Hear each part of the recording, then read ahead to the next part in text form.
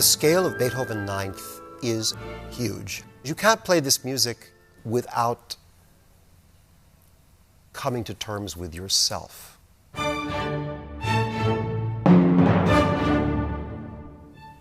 And a lot of the twists and turns of the journey we take together in this piece are reactions to one another. How much confession can we actually make in this performance of the things we really feel comfortable in feeling together? I think my favorite movement in the symphony is the fourth movement because it's so extraordinary. It starts with this incredible outburst. It's just terrifying.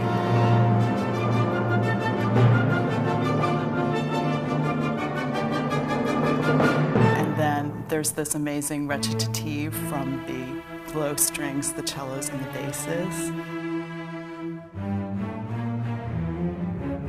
And then you hear little fragments of each of the preceding movements. And then he rejects it.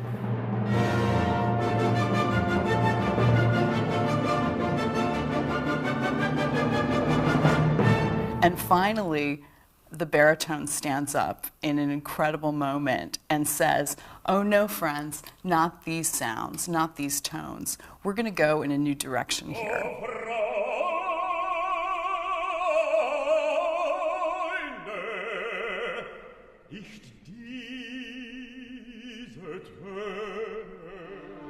It seems that it springs out of a necessity. It's as if Beethoven tries to exhaust everything that can be said with instruments, and finally, out of frustration almost, he needs to bring in words, and it's the words of Schiller, the words of brotherhood and peace and unity.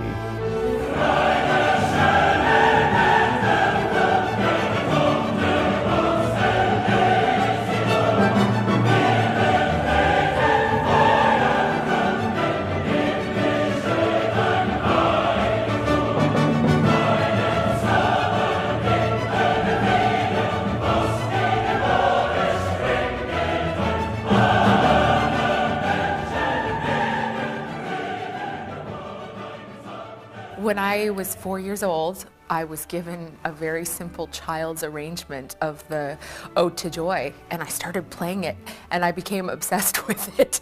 And my parents tried to explain to me that there's actually this whole symphony. And so my parents took me to see it when I was about 6 years old, and I was just, my mind was blown. Now every time I sing the piece, I remember being a child. I remember that moment, because that was a really special moment.